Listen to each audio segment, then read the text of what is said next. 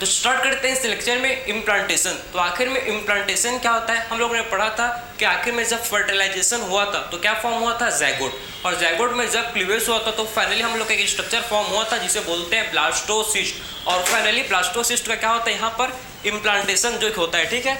तो जो ब्लास्टोसिस्ट है इसका जो बाहर का लेयर है इसे बोला जाता है क्या, ट्रोफोब्लास्ट। मेनली जो ट्रोफोब्लास्ट यही एंडोमेट्रियम से अटैच होता है, इसका अटैचमेंट होता है ट्रोफोब्लास्ट लेयर का, ठीक है।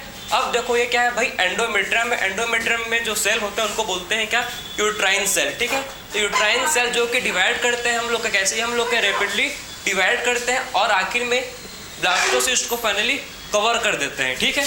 समझ आया। देखो यहाँ पर जो है यूट्राइन सेल क्या करेंगे भाई, ये बहुत ही रैपिडली डिवाइड करते हैं और फाइनली क्या करते हैं, जो ब्लास्टोसिस्ट है इसको कवर कर देते हैं, ठीक है। देखो एंडोमेट्रियम था, इनके सेल ने डिवाइड किया और ब्लास्टोसिस्ट जो कि क्या हो गया, इस एंडोमेट्रियम में इम्बेडेड हो गया, ठीक है।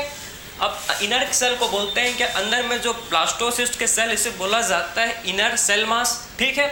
और फाइनली यहाँ पर इम्बेडेड हो गए हैं भाई ब्लास्टोसिस्ट जो कि कहाँ पर, यूट्राइन एंडोमेट्रियम में। अब देखो इनर सेल मास, जो हम लोग इनर सेल है ये डिफ्रेंशिएट कर जाता है किसमें, एपीब्लास्ट एंड हाइपोब्लास्ट में डिफ्रेंशिएट कर जाता है और फाइनली हम लोग का एक structure form extra embryonic membrane form हो जाता है। एक्स्ट्रा एम्ब्रियोनिक मेम्ब्रेन में हम लोग कहते हैं क्या भाई, amnion, chorion, allantois and yolk sac, एक इसके पार्ट है हम लोग के एक्स्ट्रा एम्ब्रियोनिक मेम्ब्रेन के पार्ट होते हैं, ठीक है। देखो जो कोरियन है ये बेसिकली प्लेसेंटा का करता है फॉर्मेशन, ठीक है। एमनियन, इसके अंदर एमनियोटिक फ्लूइड होते हैं प्रेजेंट और एमनियोटिक फ्लूइड जो कि शॉक एब्जॉर्बर का काम करता है, ठीक है।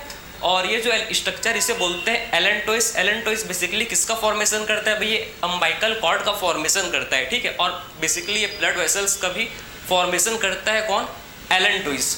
यॉक सैक क्या करता है, ये जितने भी हम लोग के बॉडी में ब्लड सेल्स होते हैं, जितने भी जर्म सेल होते हैं वो सब कहाँ बनाता है, वो सब के सब हम लोग के यॉक सैक में ही फॉर्म होते हैं। तो ये हम लोग के एक्स्ट्रा एम्ब्रियोनिक मेम्ब्रेन में आते हैं, कौन कौन से, amnion, chorion, allantois and yolk sac के सारे पार्ट किसके होते हैं हम लोग के भाई, एक्स्ट्रा एम्ब्रियोनिक मेम्ब्रेन के पार्ट होते हैं, ठीक है। अब बेसिकली जो प्लेसेंटा है ये कनेक्शन है किसके बीच में, बच्चा और मदर के बीच में जो होता है प्लेसेंटा का कनेक्शन। अब पढ़ेंगे आखिर में प्लेसेंटा और क्या क्या फंक्शन परफॉर्म करता है, कौन कौन से हार्मोन सीक्रेट करता है, उसको डिस्कस कर लेंगे। तो आई होप आपको ये समझ आए कि एक्चुअल में इम्प्लांटेशन किसका होता है, ब्लास्टोसिस्ट का होता है। कहाँ होता है, ये यूट्रस का जो फंडस वाला पार्ट है वहाँ पर बेसिकली इम्प्लांटेशन होता है। प्लेसेंटा के बारे में, आखिर में प्लेसेंटा क्या होता है, ये स्ट्रक्चरल एंड फंक्शनल यूनिट होता है फिटस एंड मैटरनल बॉडी के बीच में, ठीक है। तो आखिर में प्लेसेंटा का फॉर्मेशन कैसा होता है, जो कोरियोनिक विलाई एंड जो यूट्राइन टिश्यू मिलकर क्या करते हैं भाई, प्लेसेंटा को बनाते हैं। तो आप यहाँ पर देखो कि आखिर में chorionic villi and uterine tissue मिलकर प्लेसेंटा का फाइनली क्या करते हैं, फॉर्मेशन करते हैं। और जो भी ऑक्सीजन, न्यूट्रिएंट, हार्मोन, सारा का सारा रिलीज कहाँ होता है भाई, प्लेसेंटा के थ्रू ट्रांसफर होता है। प्लेसेंटा हार्मोन्स को रिलीज भी करता है, सब चीज़ को देखेंगे। आप देखो सबसे पहला तो प्लेसेंटा क्या करता है, ये ऑक्सीजन एंड न्यूट्रिएंट को सप्लाई करता है फिटस को, ठीक है। और प्लेसेंटा के थ्रू जो CO2 होता है, जो एक्सक्रीटरी वेस्ट होता है, उसका भी क्या होता है, रिमूवल होता है, किसके थ्रू भाई, प्लेसेंटा के थ्रू, ठीक है।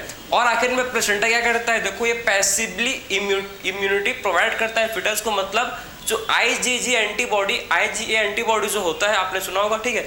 IgA एंटीबॉडी किस में होता है बताओ सर, ये तो आखिर में भाई कोलेस्ट्रॉम में होता है। जब फर्स्ट मदर मिल्क में क्या होता है, IgA एंटीबॉडी होता है, लेकिन IgG एंटीबॉडी क्या होता है, ये प्लेसेंटा को क्रॉस कर जाता है, ठीक है।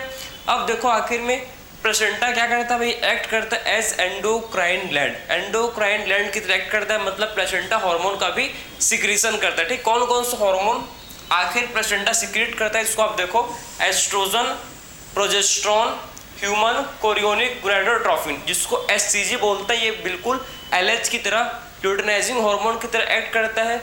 आखिर में LH क्या करता है भाई, कॉर्पस लुटेम को मेंटेन रखता है, बिल्कुल ये भी क्या करता है, कॉर्पस लुटेम को मेंटेन रखता है। कौन सा hormone, human chorionic gonadotropin HCG, जिसको प्रेगनेंसी किट में यूज करता है प्रेगनेंसी टेस्ट करने के लिए।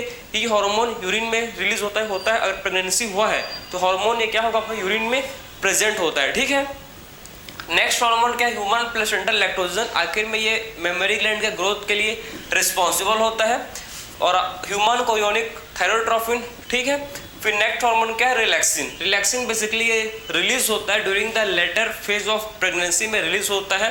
ये क्या करता है भाई, ये हार्मोन जो है प्यूबिक सिम्फेसिस को रिलैक्स कर देता है, जिससे क्या होता है, डिलीवरी स्मूथली होता है। ठीक है, तो ये सारे के सारे हार्मोन्स जो कि क्या करते हैं, जो हम प्लेसेंटा से के थ्रू क्या होता है, इनका सिक्रीशन होता है, तो सारे के सारे हार्मोन रिलीज होते हैं। तो आई होप आपको इम्प्लांटेशन समझ आया होगा। जब ब्लास्टोसिस्ट फाइनली इम्बेडेड हो जाता है एंडोमेट्रियम में और फाइनली क्या होता है तो उसको हम लोग इम्प्लांटेशन बोला जाता है। ठीक है, तो आई होप आपको समझ आएगा। तो मिलते हैं नेक्स्ट लेक्चर में। Thank you.